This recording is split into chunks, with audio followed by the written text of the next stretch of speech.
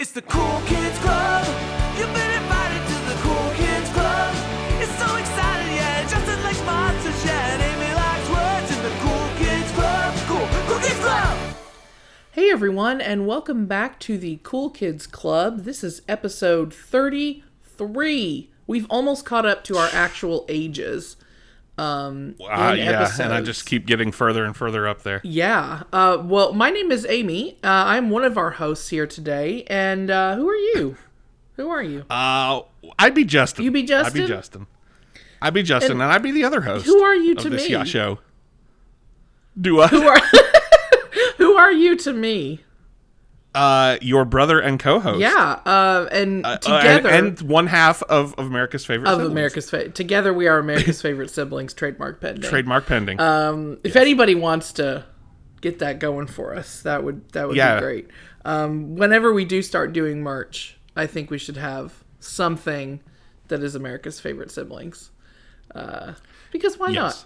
Why not? Hi guys. I'm feeling a bit loopy today. So, I can tell you have been in a coma all weekend. I have been in a coma all weekend. I am currently in the middle of the absolute busiest, most stressful time of the year for work, and that lasts basically a whole month. And I'm just working 10, 11 hour, very, very stressful long days. So my weekends are spent just being completely comatose. Yeah. But I'm getting my energy back. It is a Sunday, beautiful Sunday afternoon, and I've gotten my energy back to record this here podcast with you. Well, at least you've gotten there. I'm there. As long as I just chill out on Saturday, my Sundays I feel like I get my energy back and I'm ready for another week. But I'm ready. I'm ready today for this topic. Are you ready today? I am because ready. I'm excited that you get to spend a decent chunk of your Sunday talking about professional wrestling. Well, so sure. Are you excited? I am excited. I wish that I still had my Bret Hart glasses. Oh yes. With the stretchy wraparound. I wish I did still have those, because if I did, I'd wear them the entire podcast. Yeah, me too.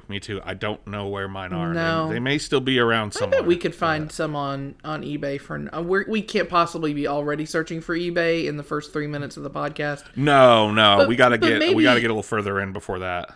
Maybe some other time we can search for those and find those. Sure. Because Justin, this is going to be a two-parter, isn't it? Just go ahead and let the people know. This is going to be a two-parter.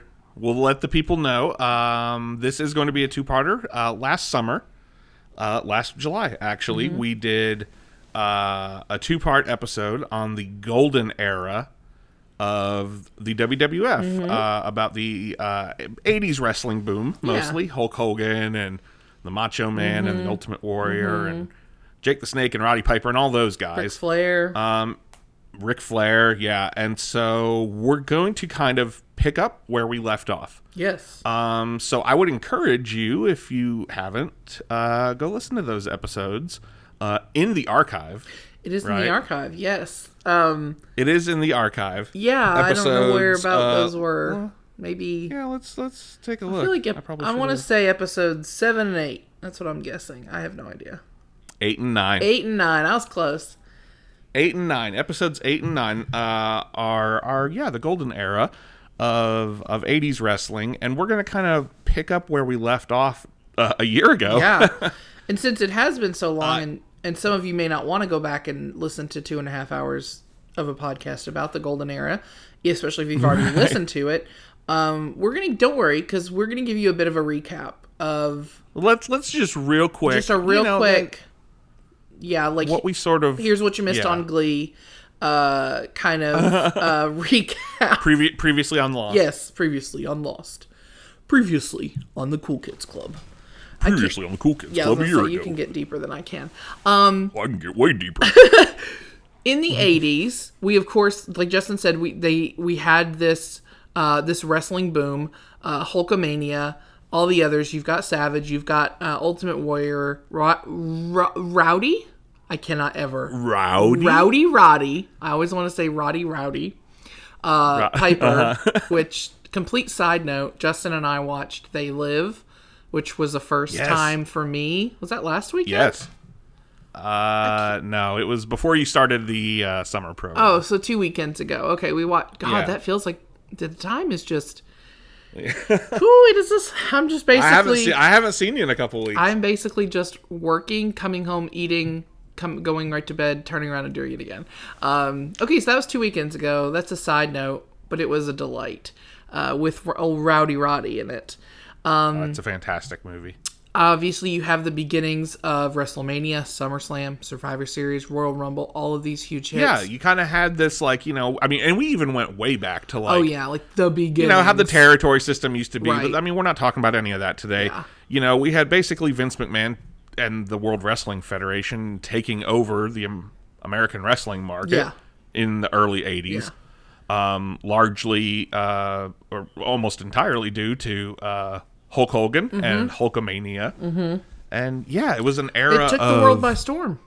Hulkamania did. It did. It was extreme. People were ripping their tank tops off in the streets anywhere you'd go. I just assume that's what it was like. Now, do you recall from a year ago, Amy? Okay. The 3 demandments of Hulkamania. No. What are the three demandments of Hulkamania that you need to adhere to? Now, in order to be a Hulkamaniac, a true Hulkamaniac. I remember there being some, There- but I don't remember what they were. Yeah. Can you also recap those for me and the Well, audience? number one is training. Sure. Number 2 is prayer, Oh, sure. and number 3 is vitamins. Now, as we would learn, by 1991, let's say, Also, vitamins was really I was gonna say, steroids. maybe also the fourth one is steroids. Yeah, the vitamins is code for steroids. Yeah. We're not talking so your there vitamin is- C's and D's. We're talking just steroids. That's what it was. Right. Yeah. So in the very early 90s, this steroid scandal breaks that sort of engulfs the whole company. They've had an incredible run of several years at this point. Yeah. By the time the 90s roll around with this, it's giant jacked bodybuilder dudes. Well, everything you think of when you think about 80s wrestling, face paint and loud colors, Very and over the top. screaming promos, over the top, real life cartoon character, superhero type stuff. And then the steroid scandal breaks. Yeah. And the wheels seemingly start to come off. But we're going to get there. And this is kind of where we got up to. We did talk about the steroid scandal starting at the end of our last episode, I believe, when we discussed this. So this is kind of where we were at when the so-called golden era kind of ended with this. And then you have the new generation era, which is what we're talking about today. And that's kind of when that begins. Absolutely. And I think you for me, the golden era begins and ends with Hulk Hogan. Yes. So it's not the golden era if Hogan's not around. Well, and I think also golden, he wore yellow, and also he had His silken dog, yellow hair. his silken yellow hand, and the skin of a hot dog. Everything was very Skin of a hot dog. golden about him. Maybe even a little burnt, if we're being honest. A little burnt. Maybe even just a little burnt. Like, I look at a picture of Hulk Hogan and my own skin starts to feel like tight. I'm just like, ooh, can you just imagine? Like sunburned. Oh yeah, like sunburned. Like, oh my god, that feeling. Oh, it's terrible. That's what when I look at him, I just think, oh, I bet his skin is so tight. Not in a good way. I just love shitting on Hulk Hogan. It's one of my favorite pastimes. An asshole. So where were we, Justin? End of 92. The steroid scandal is ongoing. There's a federal indictment that is basically looming above WWF. Right. Well, let's back up for just a second. Oh, Justin wants to back up. I'm sorry. I'm getting ahead of ourselves. Well, that's okay. That's okay. Okay. I do want to mention the creation of World Championship Wrestling because it's impossible to talk about the history of the WWF/WWE without talking about the history of World Championship Wrestling, this other company, because those two, for many years, were indelibly linked to each other, and what And happened huge in one company competitors. affected what happened in the other company, and vice versa. So I feel like that it's worth mentioning. Ted Turner creates World Championship Wrestling after buying Jim Crockett Promotions. This happens in 1988, and they are the only other wrestling promotion running on national television other than the WWF. And that's where Ric Flair was before he came correct. to WWF. And we did talk about that in our last episodes. WCW at this time, it's Ric Flair, it's Sting, it's the Four Horsemen. It's a different style of wrestling. It's based out of the South, which had a different kind of style of presentation than the counterpart in the North, which would be the WWF. Right. So it's a different kind of show, but it's sort of impossible to talk about the history of one without talking about the other. Right. So the way the wrestling's the schedule for WWF at the time is kind of built, you had 4 big pay-per-view shows a year. You had WrestleMania, which was the flagship show. You had SummerSlam in August, Survivor Series in November, and the Royal Rumble in January. Yeah. So yeah, they have this big wrestling boom for years. We kind of talked last time about the various storylines that kind of went down and the goings on and all the fun stuff. But yeah, we sort of ended on a bit of a sour note, which is the steroid scandal. Because that really was like this first huge thing that kind of brought everything to a screeching halt. Because really until then, it's just like, keep getting bigger, keep getting more successful, keep getting more. I mean, and so this is like the first thing that really throws a wrench in the whole thing.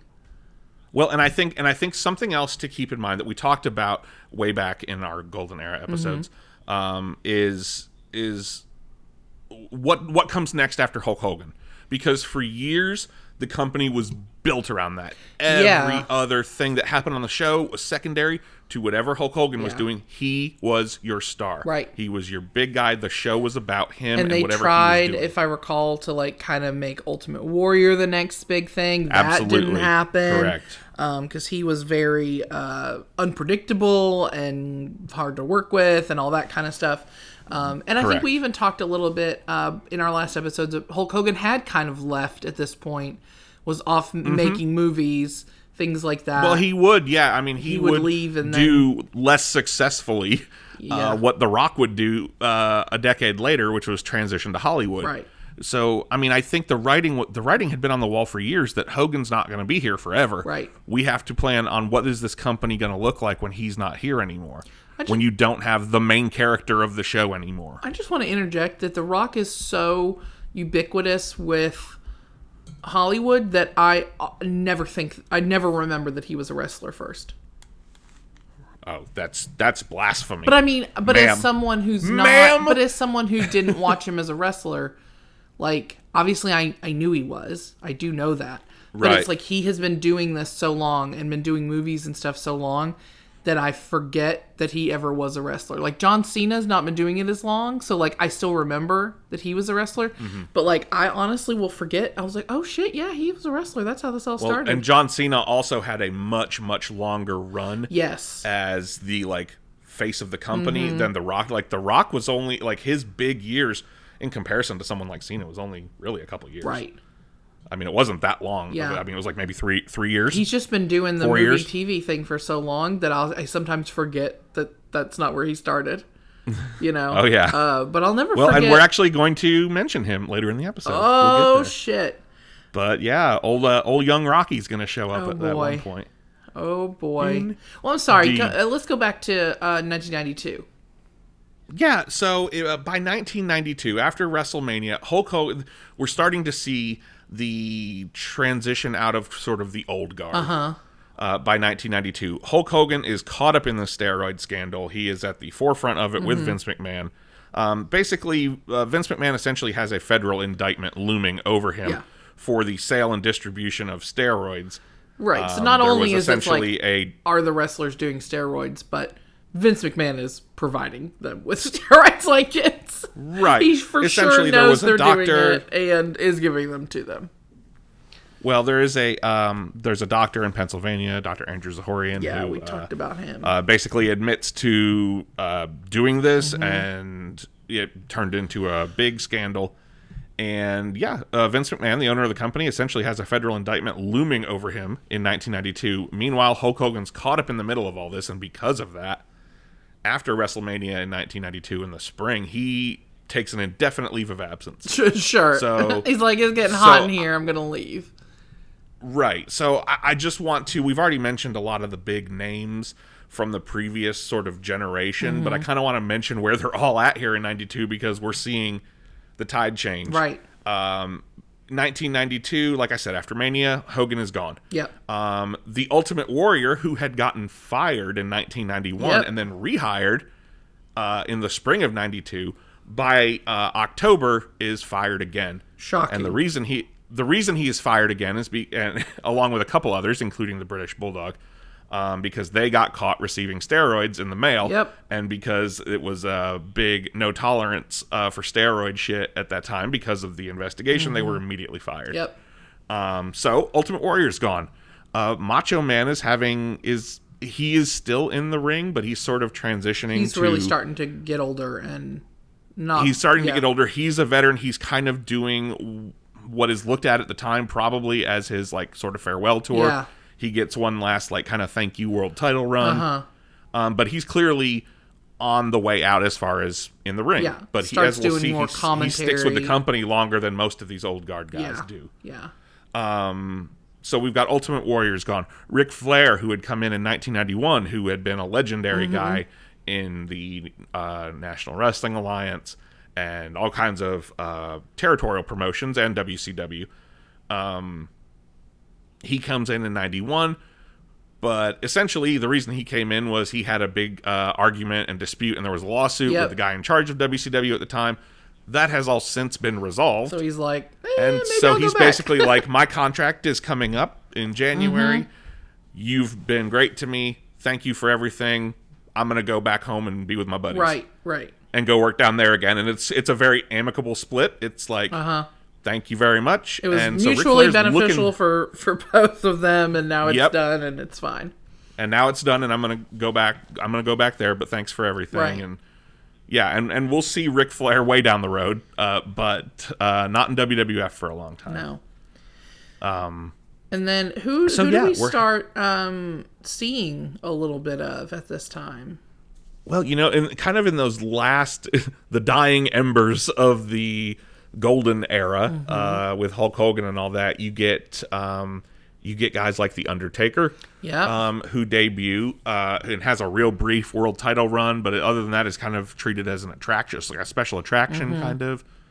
But you have these guys who have been in the mid card, in the middle of the show, for a long time now, and it's a lot of tag team guys who are going solo and getting runs at the top of the card. In 1992, the first indication of that is Bret Hart wins his first world championship by beating Ric Flair. And this is sort of the first indication. WWF is looking, they're like, okay, we have to distance our product from the look of jacked up, steroided, bodybuilder type guys. We have to get away from that. That can't be what we're presenting. We need smaller guys. And Bret Hart, also jacked, but not in the same way. And most of the time, smaller guys in wrestling, like in real life, I'm sure they're very big guys. Yes. But by wrestling standards, they're smaller guys. Also, if you all could see my face, it's just very happy that we're talking about Bret Hart. Oh yeah, Bret Hart was always and we're gonna talk a lot about Bret Hart. My number one guy. Oh yes. Oh yes. So this is kind of the first indication that we of this mindful shift in the product to like a different looking type of wrestler and also a different performer. Like you get Bret Hart as your world champ. Also around this time, we get Shawn Michaels, another former tag team guy who had been in the Rockers during the Golden Era, has gone solo. Now he's kind of your mid-card champion. So you're having this new crop of talent come up, and both of these guys, in comparison to Hulk Hogan and Ultimate Warrior and Macho Man, are small guys. Yes. And but and they're even also though they can put on a different kind of match and a different caliber of match. These are guys. I mean, we're going to talk. These are two guys we're going to talk about more than any others in this episode and the next. Because I think Bret they Hart were and Shawn Michaels. arguably the two most popular. These are if Hulk Hogan is the face time. of the company in the Golden Era. Two guys I think share the role of face of the company for the new generation, in my opinion. Yeah. It's Bret Hart and Shawn Michaels. Yeah, 100%. The entire era is about them, their ascent and fall from, and what is a pretty dramatic fashion, actually. Yeah. And honestly, as a kid, I was just always like, who's cuter? Because that's what I'm in it for. Sure. Is who's cuter, who has the better colors in their uniform, and it was always Bret Hart. Pink and black. This man is out here rocking pink as one of his main colors. He also has that, like, the long, kind of curly, greased hair. It kind of like is what my hair looks like before I diffuse it. You know, like I've put all the gel in, and then before I've diffused it, I look like Bret Hart. And that was a look I was very attracted to, apparently, as a kid. And as an adult. I think a lot of ladies were. Bret Hart was Bret Hart was just so universally popular. Yes. And had such fan support behind him. Because I think he was just one of those, like, the women want him and the men want to be him. Well, he was just like genuinely a cool guy. nice. He was a cool guy. He was genuinely nice. His character was a baby face. He was a good guy. He didn't cheat in matches. Yeah. He was a good sport. He put on amazing performances. And I mean, and for the ladies, he wasn't hard on the eyes. Or the guys, also that. Yeah. And then Shawn Michaels. Now, was Shawn Michaels technically a heel when he... Oh, yeah. Okay. So if you recall, Shawn Michaels was a babyface for a long time as the Rockers with Marty Jannetty. Yeah. Until he threw his ass through the glass on the barber shop. That's right. We went over that last time. In late 91. One of the greatest heel turns, I think, of all time. One of the more memorable. And because it did kick off the singles career of one of the more legendary names in the history of the company. So Shawn Michaels has kind of been promoted from like a tag team guy to now he's sort of your mid-card champion. Bret Hart has sort of been promoted to your main event guy. So here we are in 93. And I should just say that late, probably from like the summer of 92 through the summer of 93. That was when my like fandom had kicked into high gear. Oh, okay. For the first time. Like I had been aware of stuff and I had seen pay-per-views and shows or whatever, and I maybe had a wrestling figure or two. But this is the era, and I am just always so fascinated with this era.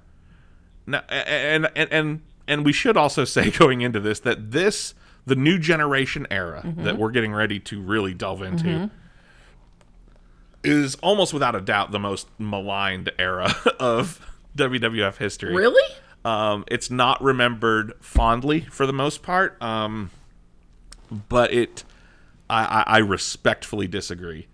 And, I would not have thought that at all.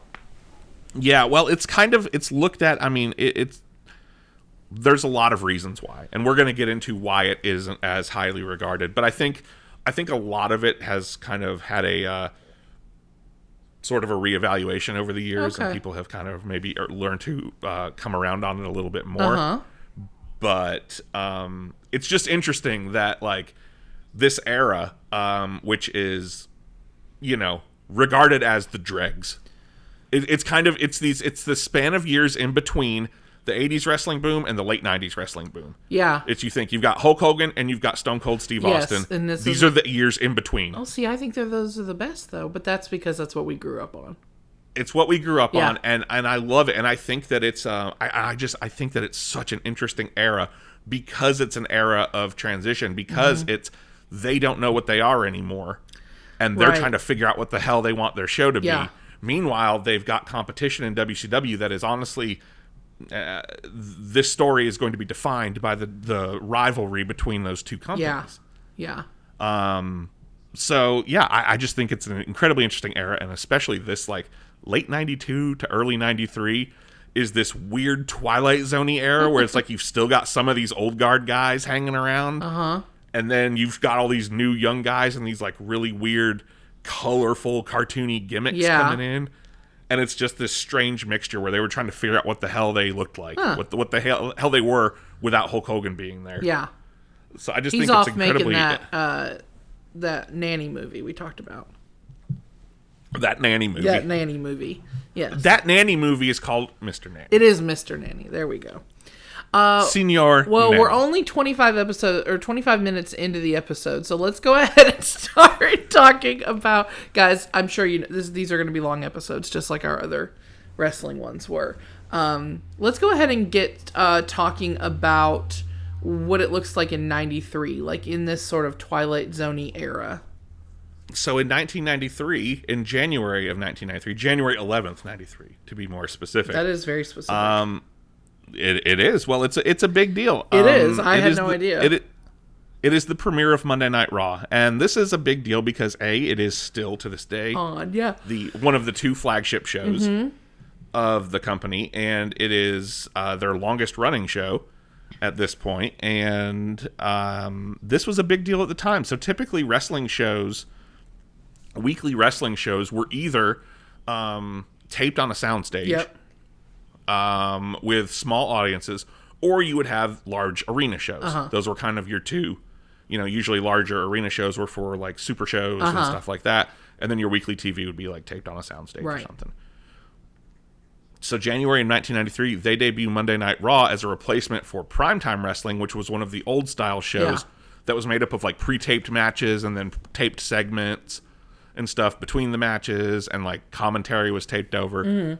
And it was a lot of like jobber matches, as we would call them. Like the stars would come out and beat up a no-name guy. Right, sure. And they were just it was just a you weren't conduit. seeing a lot of storyline advancement stuff. No. So Monday Night Raw changes all that. They are going to a weekly 1 hour long live show. That's crazy. They originally broadcast exclusively from the Grand Ballroom at the Manhattan Center in New York City. And it's a small, intimate venue. It still very much looks like that. They actually did a show there a couple of years ago. That's crazy. They did like a Raw reunion show, and it was those early Raw episodes are so neat. What goes on in the Grand Ballroom now? Is anything filmed there? They have all kinds of events and stuff in there, I think. But it's a really intimate venue. You get to see angles play out in real time. This and another thing they're offering the chance to there's going to be a storyline progression every week, right? Some kind of storyline progression. You're also going to get to see like guys versus guys It's not going to be all jobbers. We're just you're going to get to see at least one big match guys up to knock out some nobody, and you can see him win over and over. Right. So they very quickly realized that this is going to be super expensive to run this live show every week, and this place is apparently like really hard. Like the setup is really hard because it's a super old building. So they basically start doing it by the end of '93, they're running live like every 3 weeks, and like they're taping like 3 episodes at a time. Wow. So yeah. So the live every week aspect doesn't last for too long, and I mention it because it sort of plays into something that happens later. So Ric Flair, he's gone in the first really great match in Monday Night Raw history. On January 25th, he loses to Mr. Perfect, and he's gone. He's gone. That's how they got him out.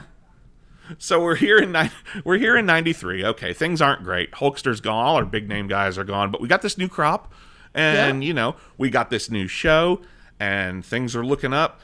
And here we are, February 1993, and who shows up? Mr. Hulk. Motherfucking Hogan. Hulk Hogan. God damn it! A noticeably skinnier Hulk Hogan. Very, very small. Still big, but small compared to what he looked like. I'm sure. Here comes Hulk Hogan, and I will say, the early episodes of Raw are just very New Generation Era feeling. It feels like something totally different. than the old guard Yeah. shows. And so seeing Hulk Hogan on these early Raw episodes is surreal. Yeah. It's very strange. like, you're out of place here. What are you doing here? Yeah, it's like he came from another time. Yeah. And so he shows up and starts running this tag team program. You had the tag team champions, Money Incorporated, and he comes in to help his friend Brutus Beefcake. Your favorite. What a great fucking Brudai. name. Yeah, I want to just point out, you've not done a single impression yet, and our good friend and listener, Katie, is... I know she's waiting. I know she's listening right now. Shout out, Katie. And you've not done a single... Who do you want me to attempt an impression of? I can't do an impression of all of them. Any of them. Well, Hulk Hogan comes back, brother, and he's go. telling money, Ted DiBiase and IRS, the money dudes. I'm gonna take you and smash your face with the briefcase. And I went a little Bill Cosby. I was there, but that gonna say unintentional. we're getting a little Bill Cosby, and I went that a is little pudding. that is not what we want to do on this podcast. Yeah, listen, it wasn't the best, but they all can't be winners. No, he comes back at WrestleMania. Okay, the main event of WrestleMania. This is WrestleMania 9. Okay. So you've got another big new guy that we mentioned in the last episode. Mm-hmm. Oh no, a year ago. A year ago, sure. Yokozuna, who yeah. has come in. He's a brand new guy. He is over 500 pounds. He's this huge Samoan dude that they are playing off as Japanese. And he comes in with a mega push. He wins the Royal Rumble. Now he is challenging for the world title in the main event of WrestleMania. So we've got Yokozuna, this big, evil, giant bad guy monster, versus our hero, Bret Hart. In the match. Bret. So I will say earlier in the evening, Hulk Hogan and your boy Beefcake, they have their match and they win and everything. Oh, now, he's not my boy. I just think that's the best name. Brutus Beefcake? Yes. Well, when we have more time, I'll refresh or I'll educate you on the many gimmicks of Ed Leslie, of which there are about 20. Oh, okay, good. So- Can't wait. Can't wait. Yes. So earlier in the evening, Hulk Hogan and old Beefcake, they have their match and everything's good and they win. And this is your main event, right? This is the first main event in WrestleMania history that doesn't involve Hulk Hogan at all. Except for that he is actually there. He wasn't in the match at WrestleMania 4, but he was still a part of the storyline. He was still there and part of the storyline. So this is the first WrestleMania main event without Hulk Hogan. In the main event, Yokozuna cheats to win and beats our boy Bret. I don't like it. And wins the title. I don't like it. Okay. Well, this is, I like it more than where we're going. Oh, great. Because where we're going is, okay, Bret Hart has had sand thrown in his eyes. Oh, no. And he's blinded. He's blinded. And Yokozuna, he slammed him and smashed him and probably sat on him. He sat on everybody, so. And took his title, and the main event of WrestleMania is ruined. And Yokozuna's your new champion. Well, who do you think has to fucking come out? Well, who do you think has to he make can't have a all WrestleMania about without him there. You can't have a WrestleMania without fucking Hulk Hogan. So here comes Hulk Hogan, doing his hot dogging and grandstanding and his pointing, coming down to the ring. And now you're saying hot dogging because of his skin, the skin of a hot dog, correct? Well, I was quoting a Macho Man promo, but also the skin. He's the skin of a hot dog, yes. Yes. And so, for some reason, Yokozuna's manager gets on the microphone and is like, "Hey, Hulk Hogan, you gonna come out here and talk shit? How about you get in here and fight right now? We're gonna fight." He doesn't say it like that. So Hulk Hogan was coming out and being like, "This isn't fair," blah blah blah, like actually kind of defending Bret. Yes. But then, okay. Yeah, and Bret's out there and he's blinded, and Hogan's got him, and oh brother, Now, Bret Hart impersonation, what would that sound like? He just has a very Canadian accent. Eh? He kind of talks like No, it's I don't know. I don't really have a Bret impression. Do you have a Shawn? Are we going to get to a Shawn Michaels one here in a bit? They're not these guys are not as like ridiculous and bombastic. They're not as colorful. Yeah. And they're not as cartoony. Yeah. Now we will get a Razor Ramon. Not those guys in particular. We're going to get a Razor Ramon at some point. I just we're totally getting a Razor Ramon. Okay. All right. So let's get back to it. One. Hogan is quote unquote defending Bret. Hogan comes out and weasels his fucking way into a title match, an impromptu title match at WrestleMania, and proceeds to beat Yokozuna in like 10 seconds. Oh, yeah, obviously. So who comes out of this looking good? Hulk Hogan. Who comes out of this looking terrible? Everybody else. Yeah. Your big monster heel that you've just spent 6 months building. Defeated in 10 seconds. He got beat in 10 seconds. Yeah. Even though he's a big babyface hero. Man, yeah. Okay. Your big babyface hero who has been, carrying the company for the better part of a year. Looks like a little bitch. Yeah. With sand in his eyes. And now the real alpha male came in and got his belt back because old little tiny Bret couldn't handle it. I don't like it at all. Oh, God, I have in the notes here. I'm probably going to rant about this because, God, I hate Hogan so much. Yeah. This is the most egregious.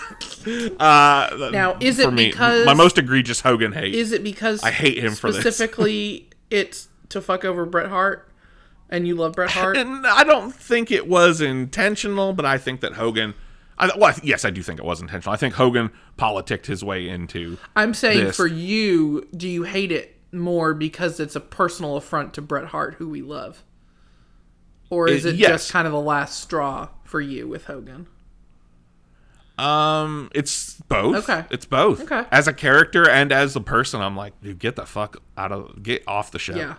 Like at this point, and even back then, I didn't like it. You've ruined it for everyone. I hated it. And here's the real shitty thing. Okay. So he does this. Now Hulk Hogan's all of a sudden your fucking champion again. Like, what the hell? Like, what the hell? You've been gone for a year, and all of a sudden you come back. And you're the champion? You shit all over everything they've been building, and then now it's the Hulk Hogan show again. So here's the shitty thing. He tells Bret Hart that we're gonna have a series of matches. It's gonna end with you going over, and there's this whole plan of this is gonna be Bret's coronation. It gets to the point where there is a photo shoot of them that they did for the magazine, which was supposed to be the main event of SummerSlam in August of later that year. We're going to do Bret versus Hogan. Okay, well, that's... For the title. That's for the title. Okay, well, that's great. That's something big. That's... I'm interested now. Yeah, that never happens. Hulk Hogan drops the belt back to Yokozuna in June and then is gone for 10 years. What? He never gives Bret his match back. Fuck you, Hulk Hogan. Well... For many, many things. For many, many things. So they introduce a new pay-per-view, a King of the Ring tournament that summer. And also on that show, Hulk Hogan has his last appearance on WWF television for 9 years. Wow. He drops the belt back to Yokozuna and takes a couple big old bonsai drops where he sits on him. Yokozuna, he just kind of screams. And sits on people. I could do like an impression, but I'm going to have to back up from the mic a little bit so I don't blast people. Mm-hmm. Okay. It's kind of like... Ready. It's kind of like... Woo! Oh!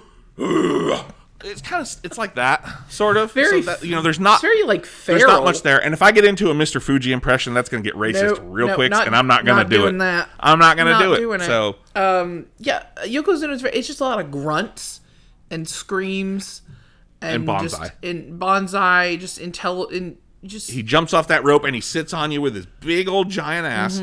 And that's how Hulkamania dies. I wonder. That is how Hulkamania dies. They burn his face and they fucking sit on him, and it kills Hulkamania for 9 years. I wonder how many of if these WWE guys... is all you watch. I wonder if all these guys got pink eye a lot, because there's a lot of sitting on other people.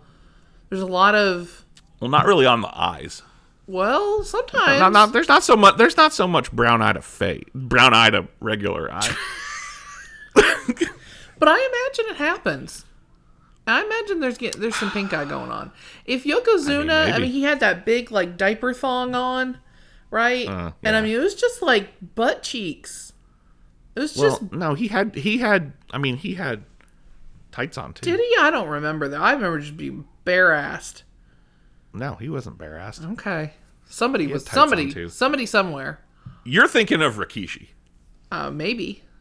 I don't know. Yeah, that's called the stink face. We'll get to that later. Oh, Jesus. Not in this episode. Is that like his signature move? The stink face? Yeah, probably. Okay, yeah. Great. And it's exactly what it sounds like. I bet. So Hogan's... get him out of here. So Hogan comes in for a couple months, derails fucking everything. Right, great, And thanks. then he's like, I'm hitting the bricks. Bye, bitches. Yeah. I'm going to go make Thunder in Paradise, brother. Oh, and I'm going to God. go down to Clearwater, Florida, and I'm going to film myself and my buddies, The Stinger, and some other WCW guys flying around in speedboats, brother. It's a terrible, terrible show. Initially, he In our says he's done with hometown. wrestling and In our hometown. Yes. So Hogan leaves and he takes a lot of guys with him. Yeah. So, kind of 92, 93, we have a ton of like, It's like sort of mass exodus lower, of kinda- the mid-card yeah. guys who are all buddies with Hogan. They're out of there. Yeah. And so we're going to put a pin in Hulk Hogan because he's Thank he's God. gone I'm tired for- of talking about him. He's gone for the moment. Let's talk about But some he'll be more back. hot boys from the 90s.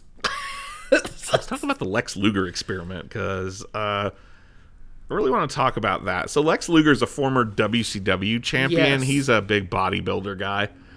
And he comes in early 93 as a heel, as a bad guy, the Yeah. narcissist Lex Luger. Remember that? And clearly by this point, Vince is, again, trying to figure out, it's like Bret's there as if they need a guy, Yeah. but it's like he won't just do it.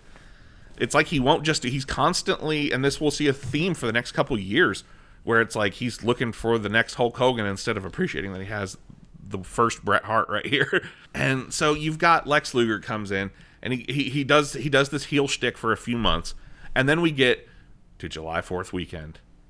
And one of the greatest moments in the history of America, the Body Slam Challenge on America's birthday, on the USS Intrepid harbored outside of New York. It's hot as shit because sure. it's July. In New York, yeah. And they're doing a Body Slam Challenge. Now, what Yokozuna's better way 500 to celebrate America's birth than a body slam challenge?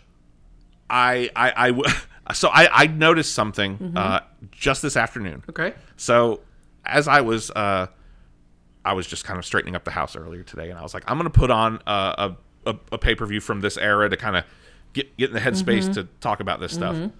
And so I put on the King of the Ring 93, the last appearance of Hogan, that we just talked about. And so this is a few weeks before this Body Slam Challenge on July 4th. Okay. This is in June, just like 2 or 3 weeks before. During Hulk Hogan's and Yokozuna's match, Hulk Hogan tries to body slam Yokozuna and he can't do it. Sure. And they make a big point about it. And then for the rest of the show, commentary keeps bringing up, I'll bet this guy can slam Yokozuna. I'll bet this guy can slam Yokozuna. So a couple weeks later, that's basically just say like, fucking Hulk Hogan couldn't do it, but our new guy's going to do it. They have a bunch of WWF guys come out and they try to body slam Yokozuna. They have a bunch of athletes from other sports. They have a bunch of like NFL guys and NBA guys and some hockey players. So Yokozuna is just out there in the hot sun, just attempting to be body slammed for God knows how long. Yeah, well, there's a great moment too where his manager, Mr. Fuji, who in real life was a notorious prankster. Oh. The canvas of the ring was so fucking hot. Oh, yeah. And Yokozuna wrestled in bare feet. Yeah. And the canvas of the ring was so fucking hot because it was sitting in the July sun for hours and hours all day. And he had a pair of flip-flops that he would, like, between the guys coming out, he would try to get over it. He would go put the pair of flip-flops on. And after a couple of times, Fuji, like, he goes over and Fuji just kicks him, like, into the crowd. Oh, my God. So he has to stand on the burning mat. Yeah. Oh, that's fun.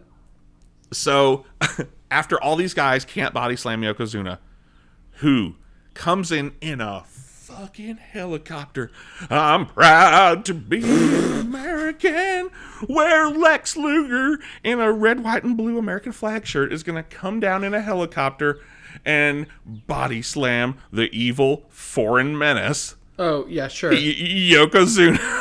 Oh, there's always a level of jingoism in these storylines. Absolutely.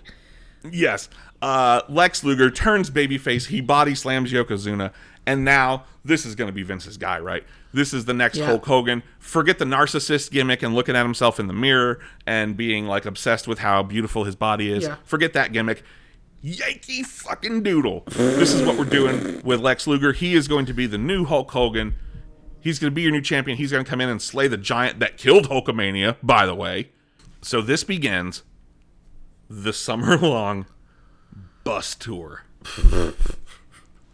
The Lex Express. They get him a big, giant tour bus, and they paint that bad boy red, white, and blue. Sure. And they take it, and he goes on a literal bus tour across the country, actually living on the bus, and he fucking hated it.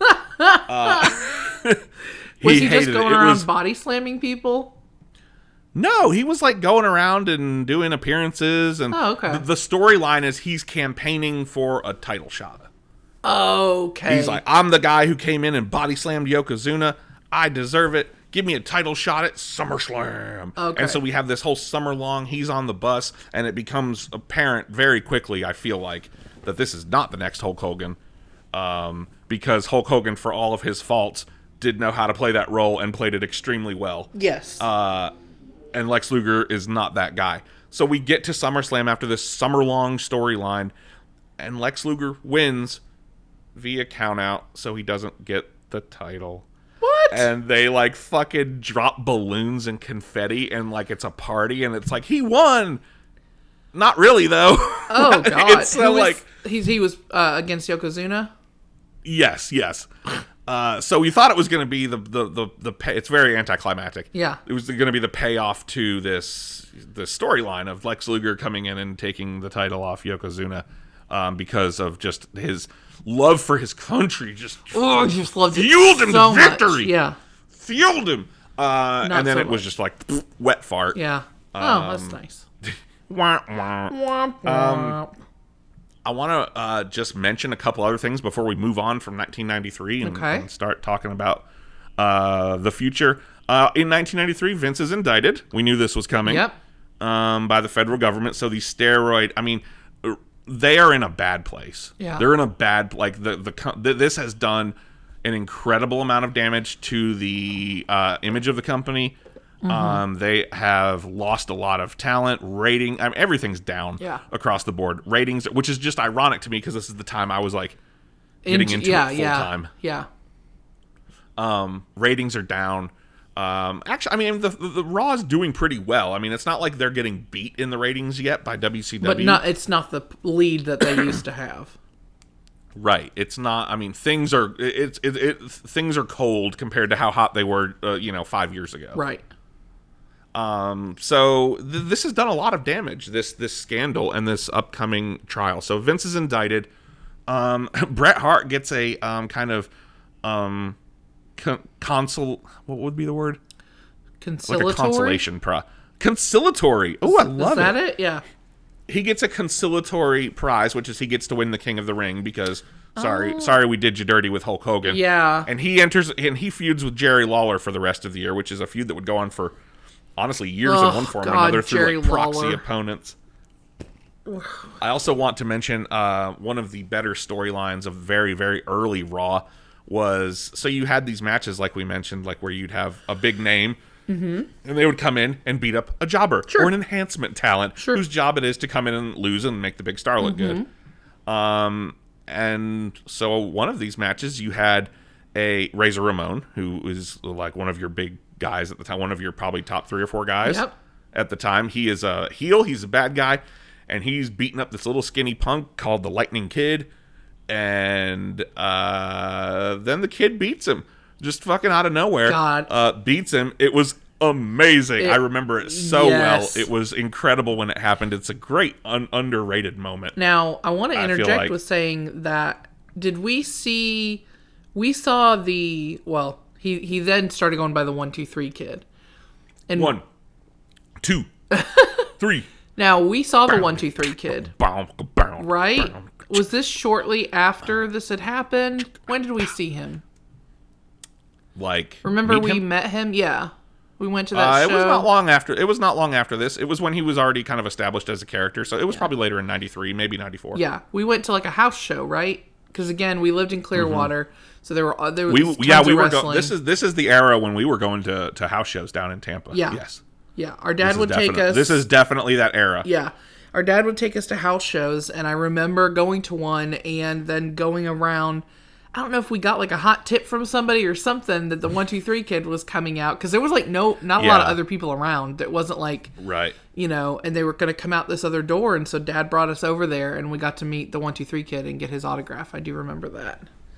Yeah. That would have been right after then, because he obviously wasn't anybody before he beat Razor Ramon. So, right, yeah, it's sort of interesting because when you had the dissolution of the territory system, which by the 80s was damn near complete, you had the birth of what is now thought of as the independent wrestling scene.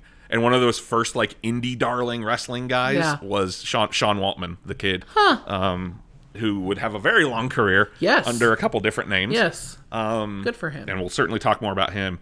Shawn Michaels brings in the summer of '93. I just want to take a moment to interject his theme song. I think I'm cute. I know I'm sexy. I've got the looks. The drive should go wild. I've got the move that really move 'em. I said chill. Up and down their spine. I'm just a sexy boy. I'm not your boy toy. I'm just a sexy boy. I'm not your boy toy. I make them hot. I make them shiver. Shawn Michaels brings in his new bodyguard, Diesel. Big Daddy Diesel? Big Daddy Cool arrives on the scene. Diesel is Kevin Nash, who had been... We're going to see a lot of this where guys that were kind of like lower card guys in WCW in the years before are going to start coming into WWF. Razor Ramon was one of them. Yep. He was in WCW under another name. Diesel also had a couple gimmicks. Now, wasn't Diesel the one that Mom had a bit of a thing for? Was that Big Daddy? I mean, Cool? I think all women had a bit of a thing for Diesel. Okay. He was Big Daddy Cool for a reason. He's about 6'7" or something. He's very handsome. He still is. Yeah. Now he's Silver Fox. Oh yeah, he is. And now he did act. He's done acting and stuff too now, right? He's done quite a bit of that. Yeah. Yeah. He was Super Shredder in Teenage Mutant Ninja Turtles 2. That's Secret right. of the Ooze. But he's done other stuff. And also in late '93, they relaunched the women's division. They do. Speaking of people that used to be in WCW, the former Medusa gets repackaged as Alundra Blaze, and late '93, they have a tournament and they relaunch their women's division. Love that. Which had been defunct for several years. Basically with the idea of we're building this whole division around her. Now, does the women's division, like, I know that's really, really big today. Yes. But is this like, did it start here in '93 as far as like, has it run since then? No. Or does it go away again and then come back again? The women's title, yeah. The women's title have an interesting history. Going way, way back. I mean, you had title reigns that lasted years and years and years. When basically one person, Fabulous Moolah, controlled all of women's wrestling in the country. And she was a human trafficker, basically. So fuck her. I'm asking more like, I don't think that's a little harsh. That's not harsh at all. No. If you're a human trafficker, fuck you. No, I guess I meant more like, I knew it existed before, but like when it came in '93, did it go away again and then come back? Yeah. Or okay, it so did. It's not like they had a couple sort of. You have this era, which only lasts about 2 years. It's not really a successful experiment, but they are trying a women's division. Okay. It comes back later in the '90s, but it's a lot of like it's those late '90s Attitude Era, really highly sexual. Is that when like China was doing it and stuff? Or China, who's awesome. Yeah. Okay. So but the women's division today is totally different. Yeah. Okay. Yeah. That was just a little question, a little clarification. Yeah. Some other guys that I feel like are worth mentioning around this time. These lower card guys getting a push. Do you remember Kona Crush? Yes. Kona Crush, Shaka Bra. Now, Crush is another one of those guys that would have 10,000 gimmicks, and they were all called Crush. Tatanka, the Native American. Yeah. That's not much to say. How about Doink? Fucking Doink. How Now, about fucking Doink? more specifically, how about Dink, which was the little person. Yeah. Now, that was like his hype man kind of thing, right? Okay, well, so there's two Doinks. Well, there's many Doinks if you watched. The But many there are faces two main, of Doink the Clown. Well, there are two main people who played Doink in the WWF. One of those is Matt Bourne, and the other is Ray Apollo. The original Matt Bourne Doink, which started in late 1992 and really into 93 became a thing, I loved. An evil clown character? I mean, are you kidding me? Yeah. Who, not Pennywise evil, but like a literal clown, like a very... Scary, he would do scary, and he would come out to this music, which I'm going to make you put right here.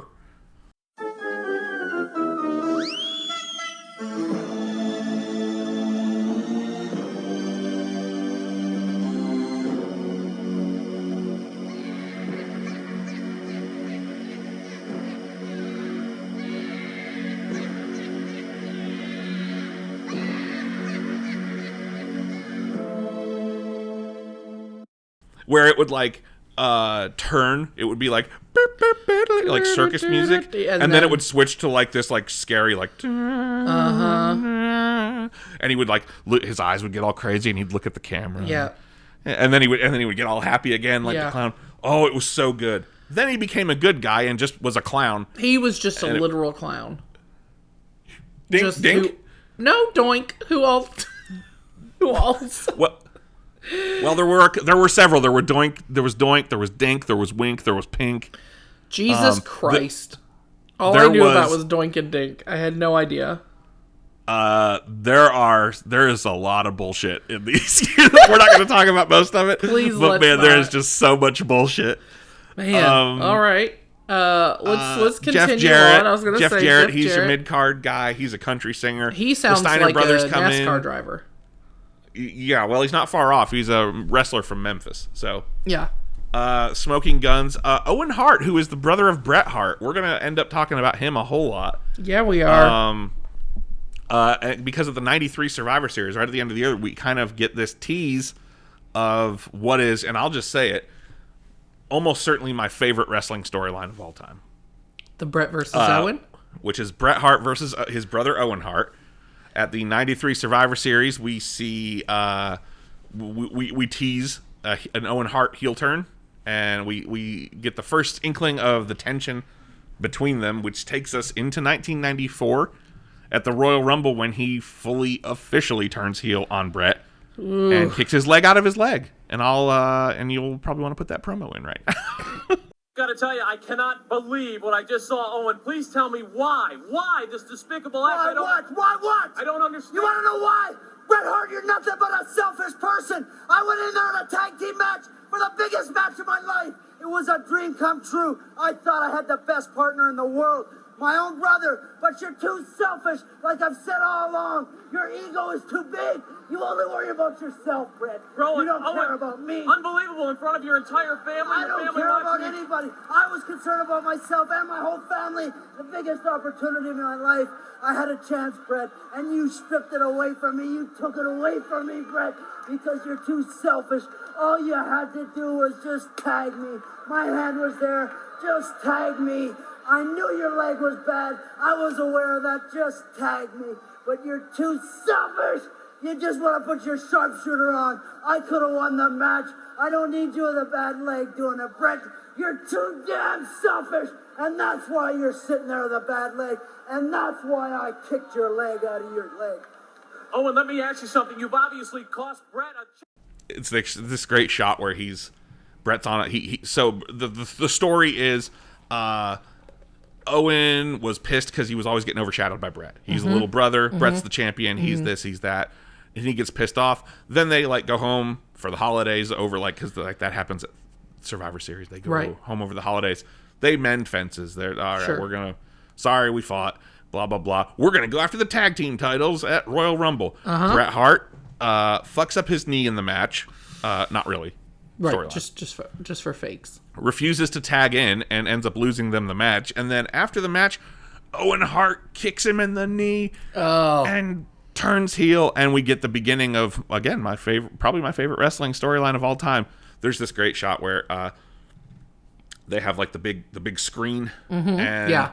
Owen's backstage cutting a live promo being interviewed, and it's this great shot with Bret on the stretcher, and the camera's kind of like behind Bret's shoulder, Yeah. and the screen's just like looming over them. It's just like Owen's face cutting this promo, and then Owen just decides right there, he's like, this, because this is Owen Hart's big break. Yes. He's like he is, Because he's just been like a low card, like, he's been a low card guy. Yeah. He's Bret's little brother, Right. But he's getting to work a big story with the big main event guy, Yeah. and that's when he decides, I'm going to be a mid card guy forever, because Owen Hart was not a particularly good promo. I would prefer to be a mid card guy forever, and then tells Bret he's going to kick his leg out of his leg, and he kind of gets stumbled over his words, but it's fine otherwise because it's a great moment, and we love Owen Hart. And we do love the Owen Hart. 1994 Royal Rumble. Do you remember? You would think that'd be the most memorable thing at the 1994 Royal Rumble, but probably not. When because Undertaker that's when the Undertaker died. Ascend from it went to heaven. What do you remember from that? I want to hear this from your point of view. Well, what do you recall from this? It was fucking terrifying. So 94, I'm 7. And as I've talked about many times on this podcast, was the biggest scaredy cat ever growing up, even though I love horror now. And so, I mean, even just The Undertaker on a regular day would scare me. Like him coming out, I'd have to prepare myself, or that was probably when I went to take a bathroom break or something. I'd be like, oh, how strange that this coordinates with the exact time I have to pee. Just be right back, guys. And this was terrifying. So Yokozuna kills, quote unquote, The Undertaker. And he literally ascends to heaven. Yes. It's so scary, Justin. After so the lights go out, right, and the casket starts smoking. It's a casket match. Oh, the first person to put their opponent in a casket. That's right. And you have all these great vignettes of the Undertaker beforehand, because Yokozuna's so big. And Paul Bearer's like, we're building a double wide, double deep casket. Yokozuna. I was going to go ahead and ask you to do a Paul Bearer impression, so I'm glad that you just went ahead with it. Undertaker's coming for your soul.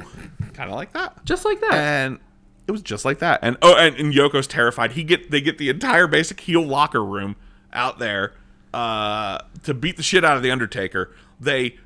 We get so super. This is the first time I recall it ever getting like so over the top and buck wild supernatural. I love it. So Paul Bearer's always carrying around the urn, right? Yes. The urn. And we see they steal the urn from Paul Bearer. And Yokozuna, he opens it up and he throws it down, and this green smoke starts billowing out of it. And the Undertaker starts losing strength. Losing strength, yep. The spirit of the Undertaker is escaping the urn, Amy. I know. And they kill him, they murder him, they put him in a casket. In front and of they're everyone. wheeling him to the back. In front of America. Everyone. On television. On television. Right there. And it's so scary. It scared me so bad as a kid. Yes. The lights go out and the casket starts smoking, and he comes up on the Titantron in the casket. Yes. It's in clearly a pre-taped bit, but it's so good. It's so, I mean, people think this is bullshit, and it is bullshit. That's why they hate the new generation, is because of shit like this, but I love shit like this. Hey, but when you're 7, 8, 9 during the new generation, this is the greatest, scariest thing you've ever seen. This is the shit that stuck with me. Like, this is, you know what? Him like snapping awake Yep. on the screen and cutting that promo, and then rising up. Literally. And we see him ascend into the rafters of the arena they were in. Yep. Also known as heaven. Also known as heaven. I mean, guys, it's great, and I implore you to go watch it right now. Royal Rumble 1994, The Undertaker. Just watch that. Just watch that. You don't even have to watch the match. Just watch what happens after the match. Yeah. It's buck wild. So before we leave the 1994 Royal Rumble in the distance, we need to know who wins. Yeah, who's who going to won? be the main? Who's going to be the main event contender? Or who's going? I'm sorry. Who's going to be the number one contender in the main event of WrestleMania, going up against this big monster champion Yokozuna? Uh-huh. Is it going to? Who it gonna be? Well, gosh, I mean, it's going to need to be a big baby face, right? Who do we have in the big baby face department right now? Well, we've got Bret Hart. I guess we have Lex Luger. Yeah. We've got Lex Luger. So who are we going to pick, Vince? Make a choice. Who's it going to be? Is it going to be Bret or is it going to be Lex? I'm imagining neither. He picks both. Both guys end up winning the Royal Rumble, and we end up with this situation at WrestleMania 10 at Madison Square Garden where does Hulk Hogan show up and because he can't have a WrestleMania without him, does Hulk Hogan show up? No, this is actually the first WrestleMania without Hulk Hogan. Okay. Just checking. I promise. I don't think it can change at this point. Okay, good. So we get this situation where, okay, well, Yokozuna is going to have to defend it against, basically whoever wins is going to have to wrestle 2 matches, essentially. Oh, okay. So they do like a coin flip sort of thing to see who's going to get to wrestle Yokozuna first. Mm-hmm. And Lex Luger wins. So we've got a situation where Lex Luger's going to have to fight Yokozuna, and then whoever wins that match is going to have to defend against Bret Hart. So we get this situation where whoever wins the title at WrestleMania is going to have to wrestle twice. Uh-huh. We end up getting maybe my favorite match of all time. Certainly in my top 2 or 3. Which is Bret Hart versus his little brother Owen Hart. Of course. In the opening match of WrestleMania 10. Okay. It's an incredible performance. It's an incredible story. Both guys are amazing. And in the end, Owen Hart wins. Owen Hart, the bad guy, gets one over on his little brother. What the hell? On his older brother. And here's the thing, though, is it doesn't matter, really, because Bret still gets a world title shot that night. Yeah. He just has to wrestle another match. Okay. So we end up Lex Luger via shenanigans loses to Yokozuna later in the card, and this is pretty much the end of the Luger experiment. Lex Luger's kind of dead in the water at this point. Does he go back to WCW? He will eventually, and we'll see that here in just a minute. We end up with this being Bret's coronation, essentially. Yokozuna has had the championship for pretty much a year at this point. Bret Hart is finally going to be the conquering hero. Vince McMahon finally says, okay, Bret, you're the guy. Okay. This is it. And they have this big, it's such a good storyline moment. It's one of my favorites.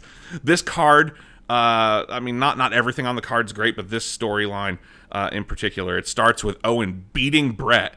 And then Bret going on in the last match and winning the title, and basically like the locker room clears out and they have like a real celebration moment.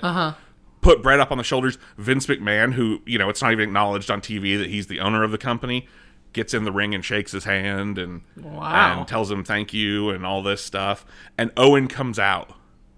And he's standing there in the aisle looking at all this, and they're like holding the ropes open like, come on, celebrate with your brother, come on in.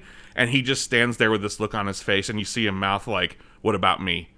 Like, what the fuck? I beat him, and you all still love him more than me. It's just this great moment. And I feel like if you had a brother, you could probably, these are feelings that you probably have had at some point, of just, especially if you're a younger sibling, you may have had those feelings, and it's this great moment. And this feud continues on through the summer. Owen wins the second King of the Ring tournament, just like his brother did the year before. We kind of get the blow off of the feud in what is my favorite steel cage match of all time, which is the two of them in Chicago at SummerSlam in the old blue barred cage. Is that where your name of your podcast comes from? Yes, it is. Also, we would be remiss if we didn't talk about the ladder match at WrestleMania 10. It's the first televised ladder match in WWF history. Shawn Michaels and Razor Ramon. They had this really great storyline where Shawn Michaels actually did quit the company legit for a couple of weeks, I think, and came back, and they took the title because he was the Intercontinental Champion at the time. Basically, they crowned a new champion. He comes back and says, I still got the belt. I'm still champion. I never lost it. So you got two guys walking around with the title saying that they're the champs. They put them both up hanging above the ring and say, you got to climb a ladder and get them. And whoever gets them, whoever get it, You get it. Love a ladder match. Gotta get it. It's an incredible match. An incredible...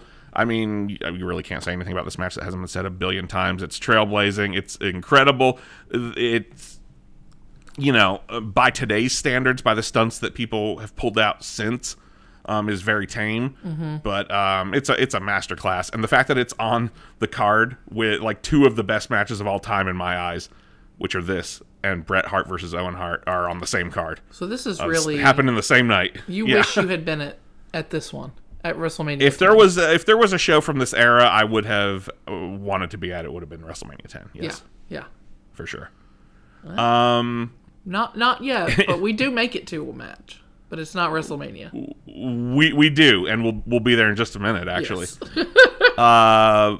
So over on the other side, over in WCW, Hulk Hogan starts making appearances, even though he said he was done with wrestling, but he's still filming Thunder in Paradise. But guess what? Could it be because his acting career sucks and is going nowhere? Yeah. Yep.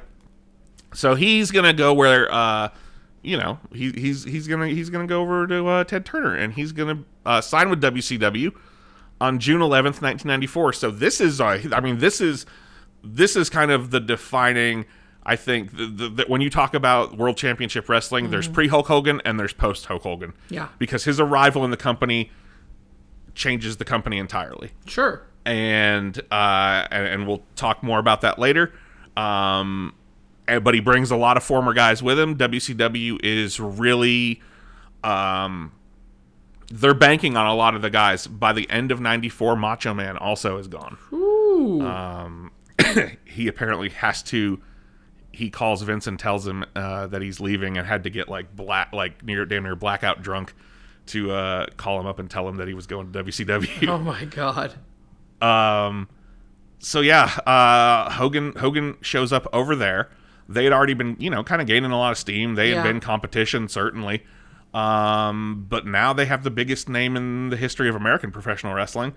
So, and we've got the Macho Man over there. We've got, the WCW, the main event WCW guys, your Sting and Ric Flair and all that. And WCW really starts moving away from a lot of the more homegrown talent in favor of Hogan and his guys who are coming in. And we'll see that kind of backfire a little bit. But are also kind of like, these are guys that are like, yes, they are the biggest names, but they're past their prime.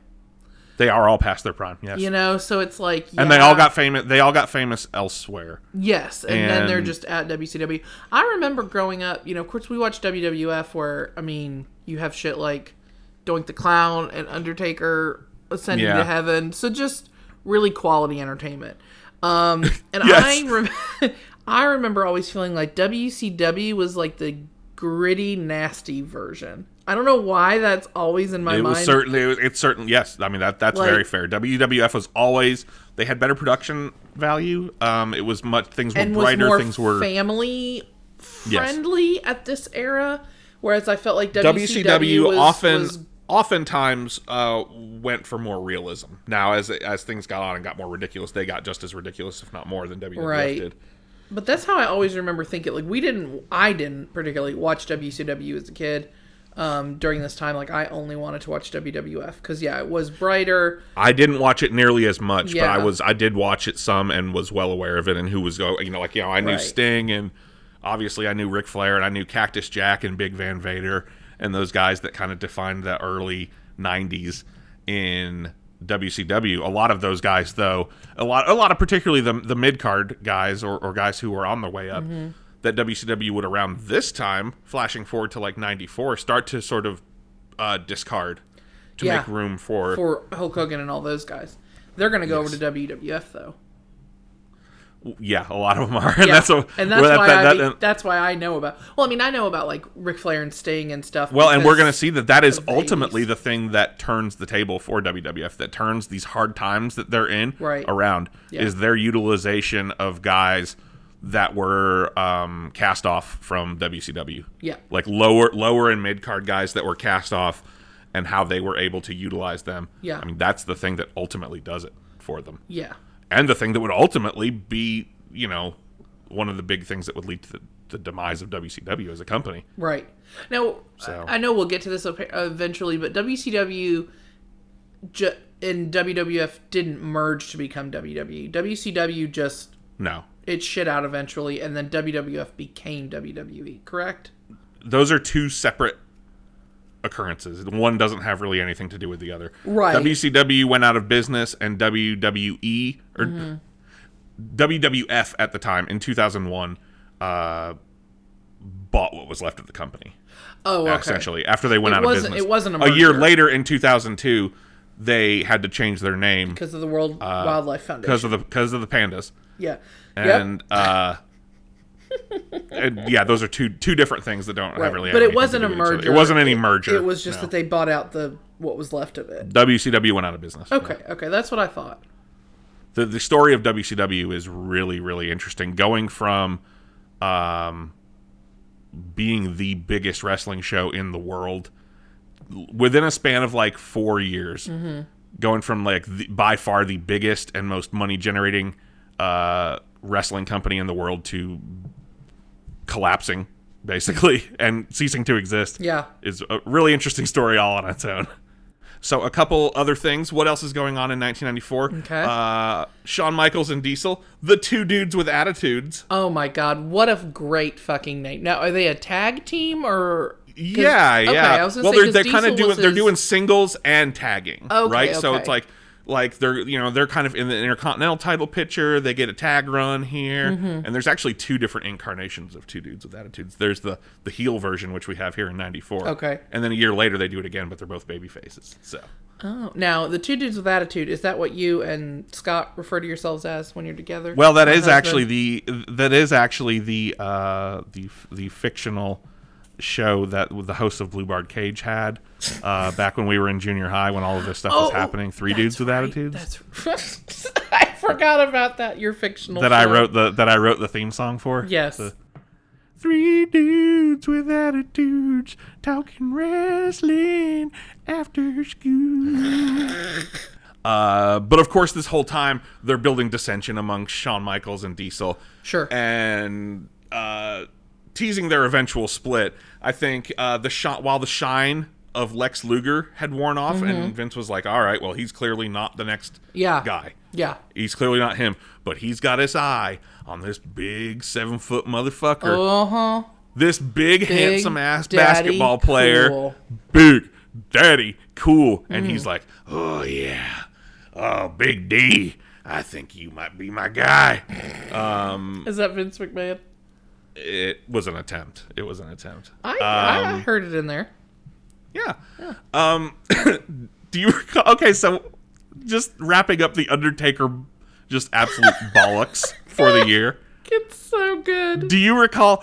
I don't know what's more ridiculous: the Undertaker's quote unquote death that we already talked about at the '94 Royal Rumble, but when he comes back, at SummerSlam '94. So Undertaker's gone most of the year from January to August. Yeah. And when he comes back, who do you think he fights? Is it Yokozuna, the guy who killed him and took his soul? No, I don't think And beat so. up Paul Bear? Oh no! Oh. Is it Yokozuna? No. No, it's not Yokozuna. Who do you think it is? I think the only person he could fight is himself. It's true. It's true. The main event of SummerSlam 1994 is The Undertaker versus The Undertaker. The Undertaker returns from an 8-month hiatus to fight himself. You guys, this is why I was watching wrestling at this time. This is Shit like this. I am all in on this shit. Yes. Like, give me Underfaker. I love it. Over the summer, Ted DiBiase, the $1 Million Man, who's retired from in-ring stuff, but he's still managing people, and he's still very much a character on the show. He's still investing. He's still investing. He's still investing. He starts claiming that he has purchased The Undertaker because he's the $1 Million Man and he can buy anyone. Everybody's buy got a human price. beings. He's bought The Undertaker, and Paul Bear's like, "No, not my Undertaker." And so then we get these sightings. They have these segments, and I remember them in the magazine with like these hilarious photoshops. And I mean, it's very tongue-in-cheek. It's like The Undertaker at the Taj Mahal. Yes. Like, and The Undertaker in Times Square. Like, doing it like it's a Bigfoot sighting sort of thing. And it's all very tongue-in-cheek, but it's so funny. And then to top it off, they get fucking Leslie Nielsen from the Naked Gun movies to playing Frank Drebin from the Naked Gun movies. Yes. He gets brought in to investigate the mystery of where is the Undertaker. I remember this. And we get all these segments, and it builds up to SummerSlam, in which the Undertaker seemingly comes out with Ted DiBiase. It looks like him. Looks like him. But then... And then Paul Bearer comes out with the real Undertaker. And we have Undertaker versus Undertaker. And when they stand next to each other, you can really tell that they don't really look that much alike. Don't put them right next to each other, or you can definitely tell. So the Undertaker beats the Undertaker, and that's that. And we never hear from Underfaker again. And the real Undertaker prevails. Real Undertaker prevails, debuts we his new black and purple gear. Yes. You recall the black and purple? Yes. Very mid-90s. Very mid-90s. And Ted DiBiase would actually go on out of this storyline to create the $1 Million Corporation, which was a stable which would end up having a lot. They would have a lot of feuds and storyline involvement in the next year or two. Yeah. A lot with the Undertaker, Tatanka, Bam Bam Bigelow would be part of the main event at the next year at WrestleMania. It's crazy. So out of this is born that stable. And we're gonna end the year at the Survivor Series 1994. And so earlier in the year, Bob Backlund, who was like a white meat babyface guy from the years before Hulk Hogan, like yes, I remember late that 70s, name, yeah. early 80s, had come back. And why? I don't know. And he's playing the same guy. It's like Opie from the Andy Griffith Show in 1994 WWF. Sure, why not? They turn him heel over the summer, and he like goes crazy. And it's amazing. It's an amazing storyline. He becomes Mr. Backlund and starts cutting these batshit fucking crazy promos. Oh my god. And it's so good, and it's so fun and funny, and he's so just out of his mind. Like, I have a hard time separating the real Bob Backlund from the Mr. Backlund character. You're like, was he actually going crazy? If I'm being honest. This leads to, he gets a world title match at the Survivor Series against Bret Hart. So you think, okay, well, they're giving the rub to this, giving a thank you to this old-timer guy, and he's going to go have a main event match with Bret, and Bret's going to win, and they're going to shake hands or whatever, and that's that. That's not how it's going to go, is it? That ain't at all how it fucking goes. What happens is they do it actually really clever little callback. So way back when, Vince McMahon wanted to put the belt on someone called Hulk Hogan. And ever heard of him? His champion for years and years at that point had been Bob Backlund. Uh-huh. And Bob Backlund's a good guy. We're trying to get Hulk Hogan, this new guy, over as the big new good guy. Yeah. So we can't have him beat Bob Backlund. Right. We have to have him beat a bad guy. Yeah. So we need a transitional champion. That ends up being the Iron Sheik, yes. who only holds the title for a couple months.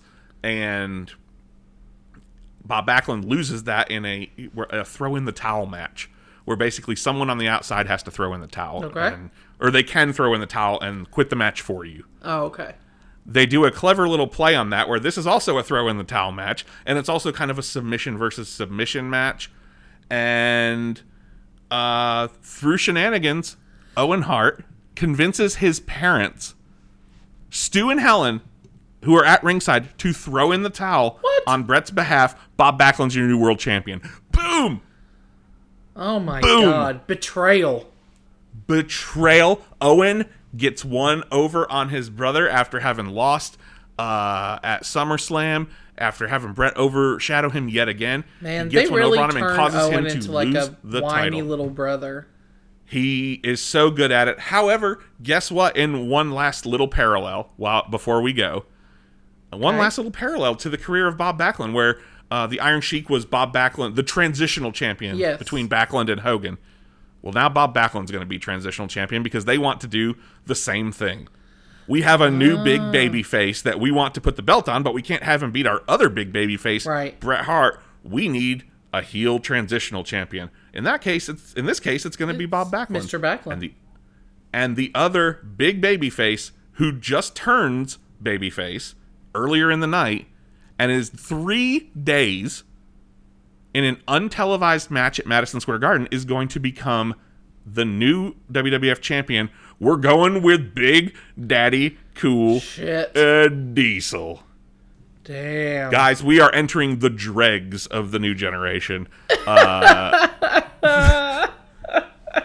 Yeah, now it is getting bad. The real shitty days are right ahead of us. Oh, good. However, we will be starting our next episode with Royal Rumble 1995. A perfect place to start. And what happened in Royal Rumble 1995, Justin? Well, the most significant thing I think that happened, and what Royal Rumble 1995 is most remembered for, is that you and I were there. Yes, that is what the people most Is that America's favorite siblings. America's favorite siblings were in attendance. We were in attendance. And Yes. Justin has found us on the show. On the show. Yeah. So I'm Which sure, I will post. I'm sure on that'll social be on media when the social time media. comes. Yeah.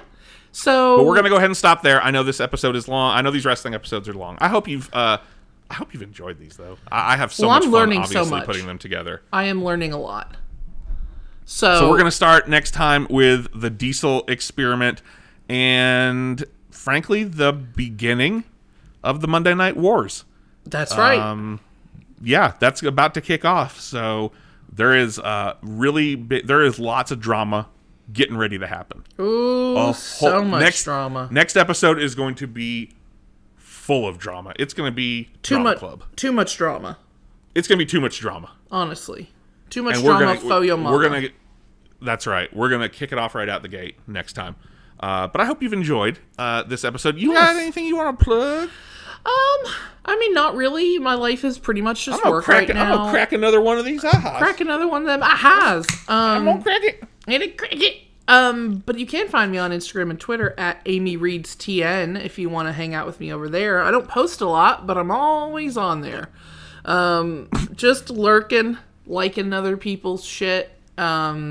But, you know, if you want to connect with me over there, do so. If you are interested, I've had a booktube channel for 5 years and by the name of Amy Reads. And there's lots and lots of content on there. If you want to go look, even though I am not currently posting, there's lots of stuff to go watch. What about you, Justin? Well, I guess I should say if you want to find us on the internet, yes, you can find this podcast at Cool Kids Club. The World Wide Pod. Web. On the World Wide Web, on Instagram and Twitter, or you can just search Cool Kids Club Podcast on Facebook. I am on Instagram and Twitter at Lousy with Ghosts. And shout out, of course, as always, to Brian Wakefield for our banger of a theme song. Mm-hmm. You can find him in all his projects, including all the exciting stuff that he has coming up around the corner at brianwakefieldmusic.com. And also, Justin, don't sell yourself short. Justin has an entire podcast dedicated to wrestling. So if the wrestling episodes of Cool Kids Club are some of your favorites, if you just need more of this, yeah, don't worry. You can check out Blue Bard Cage wherever you found this podcast. We are on Instagram and Twitter at Blue Bard Cage. Right now we're talking about the Road to Forbidden Door, the AEW New Japan show that's going on here in 2 weeks that we're going to be going to. Nice. So right now we're talking on the Road to Forbidden Door, and then we're going to jump into some retro content. So if you want deep dives into some retro wrestling along with some current stuff, please check us out because we're putting out some new content. Absolutely. And until we're back with our part 2 of the New Generation WWF episode, what should our listeners do? I would advise you to just stay cool. I know it's hot out there. It's hard. It's hot as shit. It is. It's so hot. Unless you're in the southern hemisphere. If you're up here with us in the northern hemisphere, it's hot as shit. So if you could just stay cool for us, that'd be great. Yeah. Stay cool.